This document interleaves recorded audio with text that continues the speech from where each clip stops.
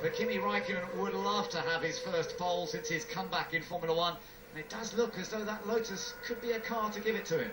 Well, the pace it's showing in that middle sector, and we've been talking about it all through this qualifying session, the compromise you make from this very long section here, 24 seconds of 100% throttle. The DRS wide open, car bouncing into the 18,000 limiter. And then when he gets into this section, this is where the Lotus is really delivering its speed.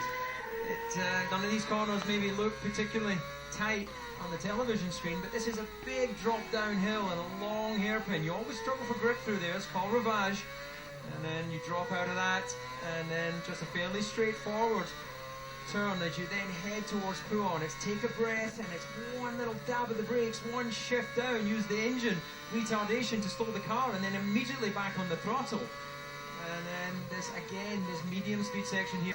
Beautiful place to watch a Formula One car in action, and Kimi Räikkönen coming around towards the end of his lap. Button's on a good lap as well. Kimi's done a 47-second mid-sector there. It's a good mid-sector.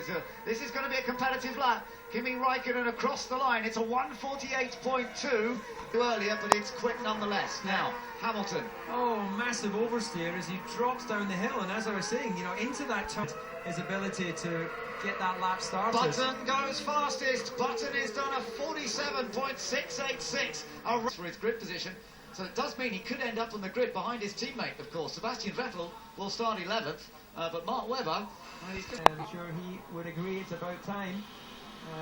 It is going to be very interesting as we get down into the last 3.5 minutes of this session. The next minute or so, those who think they are up for the challenge will be going out. Of course, we haven't seen a lap from Hamilton or any of the other guys from 3 down to 10. Well, they kept Alonso in the pits a long time there with the blankets off, and it may well be partly psychological, but the minute the blankets come off your tyres, you just start to feel, when you go out on track, a slight horsepower, of course, from that system. They open the DRS, and they lose load on the rear axle. Yeah. Well, Red Bull are not going to make it a hat-trick of pole positions here at Spa. Whatever Mark Webber does, he won't get pole, because even if he's fastest, that 5-place penalty will put him back. But Kimi Räikkönen is on to a lap. So, Kimi currently second quickest to Jenson Button. He's done a 1:48.2. Let's see what he can do on this lap. Through the famous Eau Rouge, flat out through there, no problem at all with the sort of downforce levels that current Formula One cars provide. And then the continuing climb up to Les Combes. That session, or this sector, has been a 31.1, and that's just been achieved by Alonso. So Räikkönen already 3/10 slower than Alonso on that, but then Button has now topped that on a 31.1 flat. So Button's on track for going easy. A really good lap. Let's see what Kimi Räikkönen can do. Cross the line goes Kimi, and he is not up there. He's 4th.